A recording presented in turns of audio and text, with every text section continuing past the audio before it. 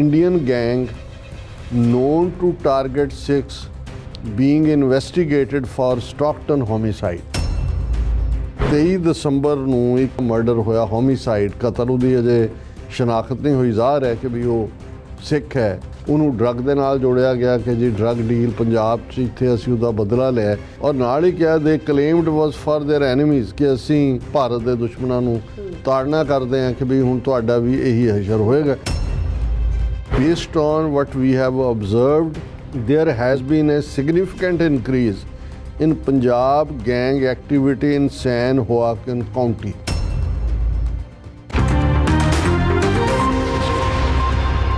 Viewers, welcome back on program. So ਇਸ ਗੱਲਬਾਤ ਕਰਨ ਜਾ ਰਹੇ ਹਾਂ ਕਿ ਕੈਲੀਫੋਰਨੀਆ ਦੀ CBS ਚੈਨਲ ਖਬਰ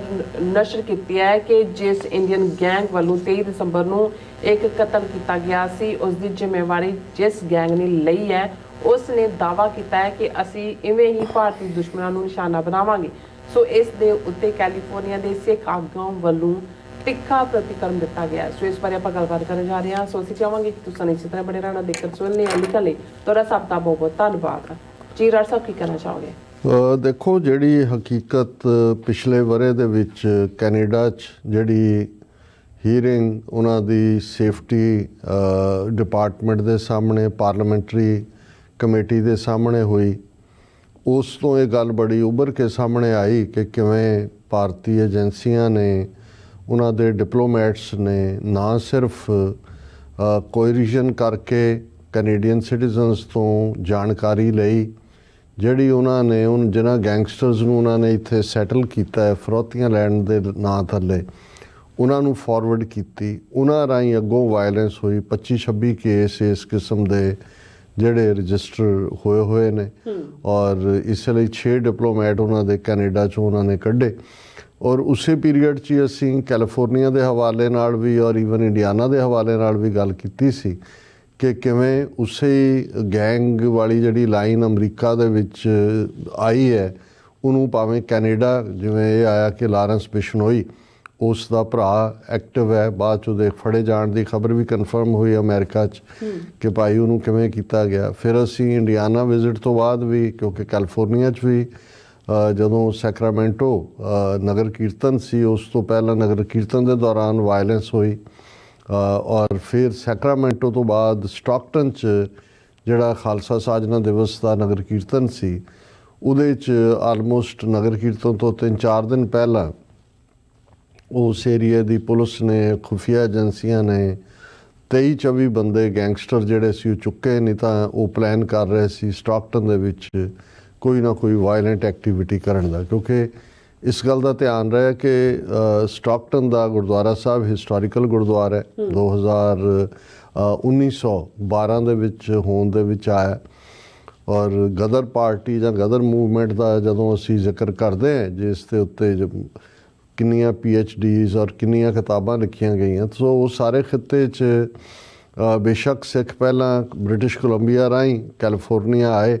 ਪਰ ਗਦਰ ਮੂਵਮੈਂਟ ਦਾ ਜਿਹੜਾ ਧੁਰਾ ਸੀ ਜਾਂ ਸਿਰਾ ਸੀ ਜਾਂ ਉਸ ਦਾ ਉਹ ਬੇਸ ਸੀ, ਐਕਸਲ ਸੀ, ਸੈਂਟਰਲ ਐਕਸਲ, ਉਹ ਸਟਾਕਟਨ ਦਾ ਗੁਰਦੁਆਰਾ ਸਾਹਿਬ ਹੀ ਸੀ।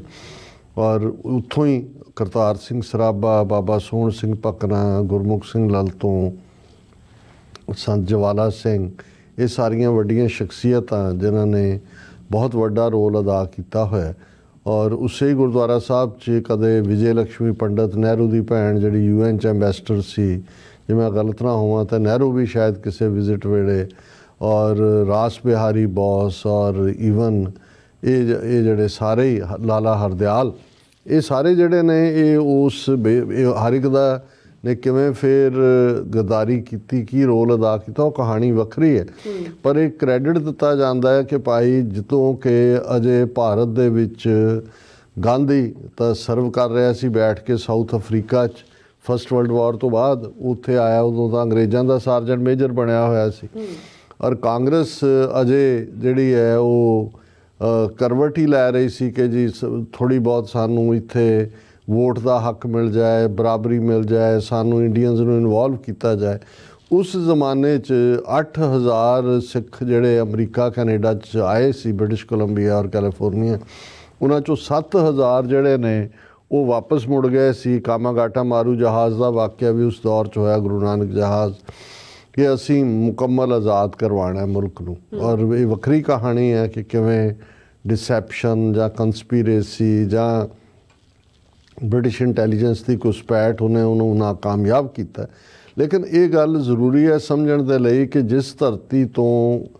ਇਸ ਲੈਵਲ ਦੀ ਆਜ਼ਾਦੀ ਦੀ ਆਵਾਜ਼ ਉੱਠੀ ਸੀ, ਜਿਸ ਨੇ ਮੁਲਕ ਨੂੰ ਅਲਟੀਮੇਟਲੀ ਆਜ਼ਾਦ ਕਰਵਾਇਆ। ਜੂਨ 84 ਤੋਂ ਬਾਅਦ ਅਮਰੀਕਾ ਭਰ ਦੇ ਵਿੱਚ ਜਿਹੜਾ ਸੈਂਟਰ ਹੈ ਖਾਲਿਸਤਾਨ ਦੀ ਐਕਟੀਵਿਟੀ ਦਾ, ਉਹ Stockton Pacific cost Khalsa Diwan society Gurdwara ਹੈ। ਔਰ ਉਸ ਥਾਂ ਦੇ ਉੱਤੇ ਦੋ ਨਿਸ਼ਾਨ ਸਾਹਿਬ, ਜਿੱਥੇ ਇੱਕ ਨਿਸ਼ਾਨ ਸਾਹਿਬ ਸਾਡਾ ਰਵਾਇਤੀ ਹੈ, ਟ੍ਰੈਡੀਸ਼ਨਲ ਹੈ, ਉੱਥੇ ਨਾਲ ਖਾਲਿਸਤਾਨ ਦਾ ਝੰਡਾ ਵੀ ਝੂਲਦਾ। ਤੁਸੀਂ ਵੀ ਜਿਹੜਾ ਅੱਡ ਕਿਉਂਕਿ ਇਸ ਸਾਲ ਵੀ 20 ਅਪ੍ਰੈਲ ਨੂੰ ਐਨੂਅਲ ਨਗਰ ਕੀਰਤਨ ਹੈ ਜਿਹਦੇ 'ਚ ਅਸੀਂ ਪਾਰਟਿਸਿਪੇਟ ਕਰਾਂਗੇ। ਸੋ ਇਹਨਾਂ ਨੇ ਉਸ ਪੀਰੀਅਡ 'ਚ ਜਦੋਂ ਹੁਣ ਅਸੀਂ ਇਹ ਪਿਛਲੇ ਕੁਝ ਸਾਲਾਂ 'ਚ ਭਾਰਤੀ ਡਿਪਲੋਮੈਟਸ ਦੀ ਐਕਟੀਵਿਟੀ ਦੇਖਦੇ ਹਾਂ, ਇੰਡੀਅਨ ਕੌਂਸੂਲੇਟ ਸੈਨ ਫਰਾਂਸਿਸਕੋ 'ਚ ਮੌਜੂਦ ਹੈ, ਉਹਨਾਂ ਨੇ ਜਿਹੜੇ ਗੁਰਦੁਆਰੇ ਦੇ ਪ੍ਰਬੰਧਕ ਸੀ ਉਸ ਦੌਰ ਦੇ 2-3 ਸਾਲ ਪਹਿਲਾਂ, ਉਹਨਾਂ ਦੇ ਉੱਤੇ ਵੀ ਦਬਾਅ ਬਣਾਉਣ ਦੀ ਕੋਸ਼ਿਸ਼ ਕੀਤੀ। ਈਵਨ ਇੱਕ ਪਿਕਚਰ ਜਿਹੜੀ ਜਿਹਦੇ 'ਚ ਕਿ ਈਵਨ ਇੱਕ ਇੰਡੀਅਨ ਡਿਪਲੋਮੈਟ ਜਿਹਨੂੰ ਹੁਣ ਕੱਢ ਦਿੱਤਾ ਗਿਆ ਉੱਥੋਂ ਸੈਨ ਫਰਾਂਸਿਸਕੋ ਤੋਂ ਅਮਰੀਕਾ ਨੇ, ਉਹ ਗੁਰਦੁਆਰੇ ਦੇ ਵਿੱਚ ਆ ਕੇ ਵੀ ਜਿਹੜਾ ਗੱਲ ਕਰਦਾ, ਧਮਕੀਆਂ ਵੀ ਦਿੱਤੀਆਂ ਜਾਂਦੀਆਂ ਕਿ ਭਾਈ ਨਹੀਂ ਤਾਂ ਅਸੀਂ ਆਪਣੇ ਤੁਹਾਡੇ ਪਿਛਲੇ ਰਿਸ਼ਤੇਦਾਰ, ਤੁਹਾਡੀ ਜ਼ਮੀਨ ਇੱਧਰ ਉੱਧਰ। ਲੇਕਿਨ ਕੰਸਿਸਟੈਂਟਲੀ ਜਿਹੜਾ ਸਟਾਕਟਨ ਗੁਰਦੁਆਰਾ ਸਾਹਿਬ ਹੈ ਉਹ ਇੱਕ ਵੱਡਾ ਰੋਲ ਅਦਾ ਕਰਦਾ। ਉਹ ਭਾਵੇਂ ਖਾਲਿਸਤਾਨ ਰੈਫਰੈਂਡਮ ਹੈ ਜਿਹੜਾ ਸੈਨ ਫਰਾਂਸਿਸਕੋ ਔਰ ਸੈਕਰਾਮੈਂਟੋ 'ਚ ਹੋਇਆ, ਜਾਂ ਅਦਰਵਾਈਜ਼ ਵੀ ਖਾਲਿਸਤਾਨ ਦੀ ਐਕਟੀਵਿਟੀ ਦੇ ਲਈ। ਸੋ ਇਹਨਾਂ ਨੇ ਜਿਹੜਾ ਦੂਸਰਾ ਤਰੀਕਾ, ਔਰ ਇਸ ਲਈ ਜੇ ਸਰੀ ਦੇ ਵਿੱਚ ਜਿਹੜਾ ਸੈਂਟਰ ਹੈ ਉਹ ਹਰਦੀਪ ਸਿੰਘ ਨਿੱਜਰ ਦਾ ਗੁਰਦੁਆਰਾ ਸਾਹਿਬ ਬਣਿਆ, ਤਾਂ ਉੱਥੇ ਆਲੇ ਦੁਆਲੇ ਉਹਨਾਂ ਨੇ ਕਿਵੇਂ ਗੈਂਗਸਟਰ ਖੜੇ ਕਰਕੇ, ਔਰ ਜਿਹੜੇ 4 ਬੰਦੇ ਇੰਡਾਈਕਟ ਹੋਏ ਨੇ ਉਹ ਸਾਰੇ ਉਹੀ ਪੰਜਾਬੀ ਮੁੰਡੇ ਨੇ, ਪੇਂਡੂ ਕਿਸਾਨਾਂ ਦੇ ਬੱਚੇ ਜਿਨ੍ਹਾਂ ਨੂੰ ਗੈਂਗਸਟਰ ਬਣਾ ਕੇ ਇੱਥੇ ਲਿਆਂਦਾ, ਉਹਨਾਂ ਤੋਂ ਮਰਡਰ ਕਰਵਾਇਆ। ਸੋ ਇਹੀ ਕਹਾਣੀ, ਕਿਉਂਕਿ ਅਮਰੀਕਾ ਨੂੰ ਇਹਨਾਂ ਨੇ ਨਿਸ਼ਾਨਾ ਬਣਾਇਆ, ਜਦੋਂ ਕਿ ਇਕੱਲਾ ਇਹ ਠੀਕ ਹੈ ਕਿ ਕਿਉਂਕਿ ਗੁਰਪਤਵੰਤ ਸਿੰਘ ਪੰਨੂ ਮਰਡਰ ਪਲਾਟ ਜਿਸ ਲੈਵਲ ਦੇ ਉੱਤੇ ਨਿਖਿਲ ਗੁਪਤਾ ਦੂਸਰੇ ਇਨਵੋਲਵ ਸੀ, ਉਹ ਮੀਡੀਆ 'ਚ ਹੈ, ਰੈਗੂਲਰ ਡਿਸਕਸ ਵੀ ਹੁੰਦਾ ਹੈ, ਉਸ ਦੇ ਉੱਤੇ ਸਪਾਟਲਾਈਟ ਵੀ ਹੁੰਦੀ ਹੈ, ਰਾਈਟਲੀ ਸੋ। ਪਰ ਇਸ ਤੋਂ ਇਲਾਵਾ ਜਿਸ ਕਿਸਮ ਦਾ ਇਹਨਾਂ ਨੇ ਗੈਂਗਸਟਰ ਕਲਚਰ ਪ੍ਰਮੋਟ ਕੀਤਾ, ਜਿਨ੍ਹਾਂ ਨੂੰ ਨਿਸ਼ਾਨਾ ਬਣਾਇਆ, ਔਰ ਅਸੀਂ ਇਹ ਦੱਸਿਆ ਵੀ ਸੀ ਔਰ ਕਿ ਵੀ ਕਿਵੇਂ ਜੇ 18 ਜੂਨ ਨੂੰ ਹਰਦੀਪ ਸਿੰਘ ਨਿੱਜਰ ਦਾ ਮਰਡਰ ਹੁੰਦਾ ਅਤੇ ਨਾਲ ਦੀ ਨਾਲ ਜੂਨ ਦੇ ਐਂਡ ਤੋਂ ਪਹਿਲਾਂ ਕਿਉਂਕਿ ਮੋਦੀ ਜਿਹੜਾ ਉਹ 22-23 ਜੂਨ ਨੂੰ ਮਿਲਦਾ ਉਹਨੂੰ ਬਾਈਡਨ ਨੂੰ, ਅਤੇ ਕਿਵੇਂ 1 ਦਰਜਨ ਦੇ ਕਰੀਬ ਜਿਹੜੇ ਸਿੱਖ ਐਕਟਿਵਿਸਟ ਅਮਰੀਕਾ 'ਚ ਨੇ ਜਿਨ੍ਹਾਂ 'ਚ ਇਹ ਖਾਕਸਾਰ ਵੀ ਹੈ, ਸਾਨੂੰ FBI ਦੀ ਜਿਹੜੀ ਹੈ ਉਹ ਵਾਰਨਿੰਗ ਆ ਜਾਂਦੀ ਹੈ ਕਿ ਡਿਊਟੀ ਟੂ ਵਾਰਨ ਜਿਹਨੂੰ ਨੋਟਿਸ ਕਿਹਾ ਜਾਂਦਾ ਹੈ, ਔਰ ਕਿਵੇਂ ਉਹਨਾਂ ਦੇ ਵਿੱਚ ਕਿਹੜੇ ਜਿਨ੍ਹਾਂ ਦਾ ਵੀ ਰੋਲ ਥੋੜ੍ਹਾ ਬਹੁਤ ਵੀ ਖਾਲਿਸਤਾਨ ਦੀ ਐਕਟੀਵਿਟੀ ਲਈ ਜਿਹੜਾ ਭਾਰਤ ਨੂੰ ਲੱਗਦਾ ਹੈ ਕਿ ਵੀ ਖਤਰਾ ਹੈ, ਉਹਨਾਂ ਨੇ ਨਿਸ਼ਾਨਾ ਬਣਾਇਆ। ਠੀਕ ਹੈ ਵੀ ਕਿਉਂਕਿ ਪਹਿਲੀ ਸਾਜ਼ਿਸ਼ 'ਚ ਫੜੇ ਗਏ ਅਤੇ ਜਿਹੜੇ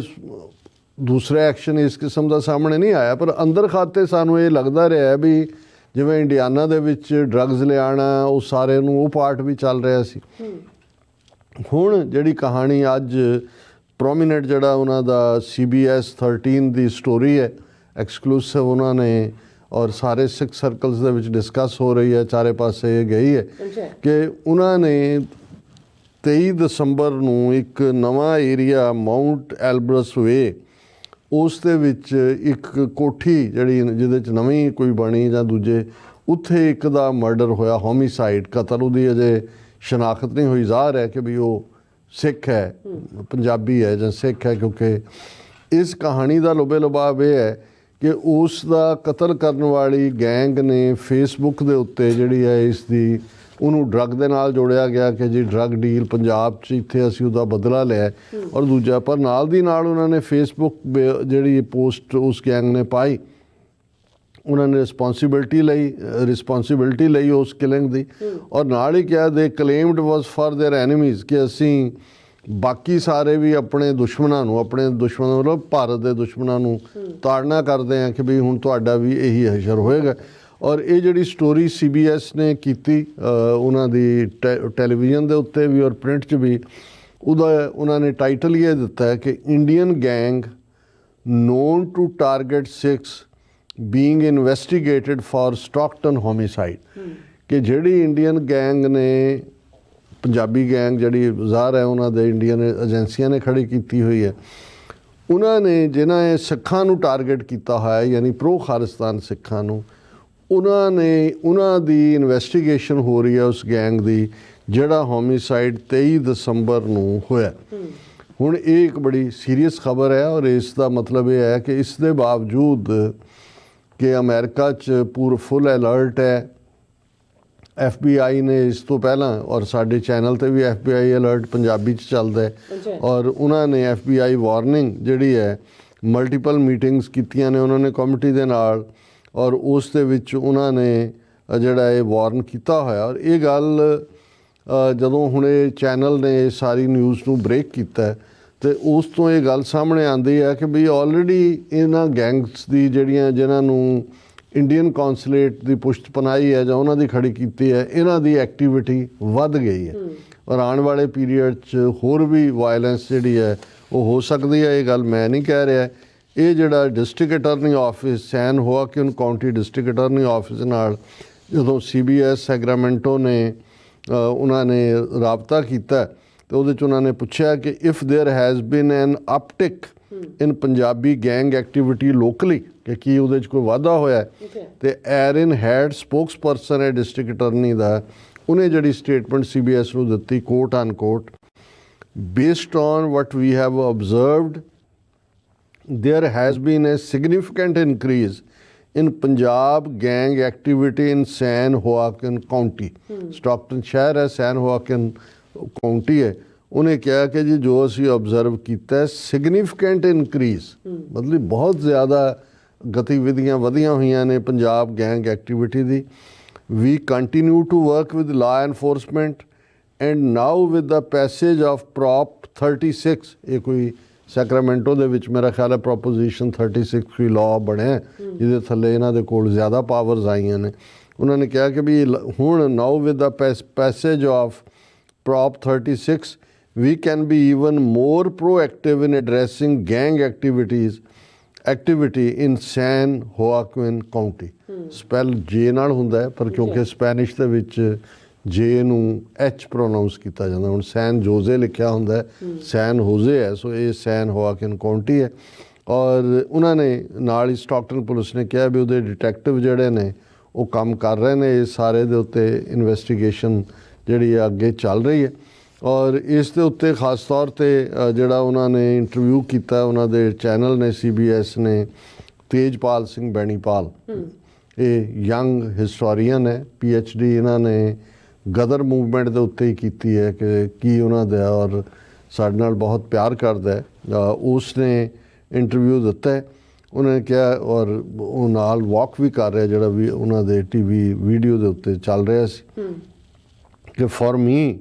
it is just making sure my family is safe, my community is safe and just being extra vigilant ਕਿ ਵੀ ਹੁਣ ਜੇ ਗੈਂਗਸ ਨੂੰ ਐਕਟਿਵ ਕੀਤਾ ਅਸੀਂ ਵਿਜੀਲੈਂਸ ਹੀ ਰੱਖ ਸਕਦੇ ਹਾਂ ਔਰ ਇਹ ਕਾਮਨਾ ਕਰਦੇ ਹਾਂ ਵੀ ਅਸੀਂ ਜਿਹੜੇ ਐਕਟਿਵਿਸਟ ਹੈ ਸਾਡੇ ਪਰਿਵਾਰ ਔਰ ਸਾਡੇ ਬੱਚੇ ਸੇਫ ਹੋਣ।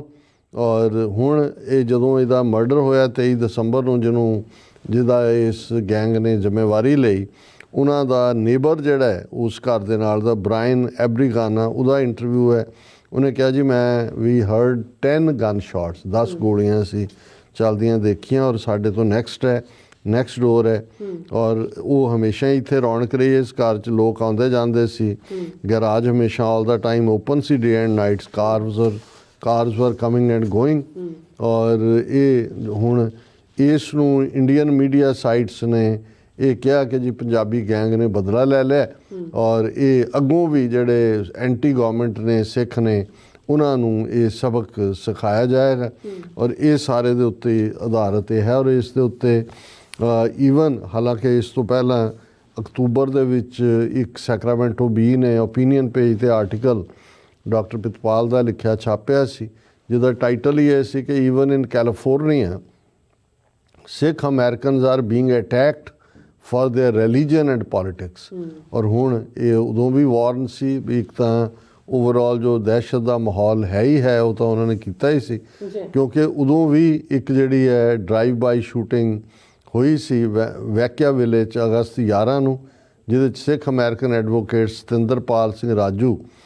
ਜਿਹੜਾ ਹੈ ਉਹਨੂੰ ਟਾਰਗੇਟ ਕੀਤਾ ਗਿਆ ਸੀ। ਔਰ ਹੁਣ ਇਹ ਜਿਹੜਾ ਵਾਕਿਆ ਹੋਇਆ ਹੈ ਔਰ ਇਸ ਨੂੰ ਉਹਨਾਂ ਨੇ ਅੱਜ ਜਿਹੜਾ ਇਸ ਲਿਖਤ ਨੂੰ ਵੀ ਸ਼ਾਇਦ ਅਪਡੇਟ ਕੀਤਾ ਹੈ ਔਰ ਉਹਦੇ 'ਚ ਉਹਨਾਂ ਨੇ ਇਹ ਕਿਹਾ ਹੈ ਕਿ ਵੀ ਇਹ ਜਿਹੜਾ ਕੈਨੇਡਾ 'ਚੋਂ ਵੀ 6 ਡਿਪਲੋਮੈਟ ਕੱਢੇ ਗਏ ਔਰ ਪ੍ਰਾਈਮ ਮਿਨਿਸਟਰ ਟਰੂਡੋ ਨੇ ਕਲੀਅਰ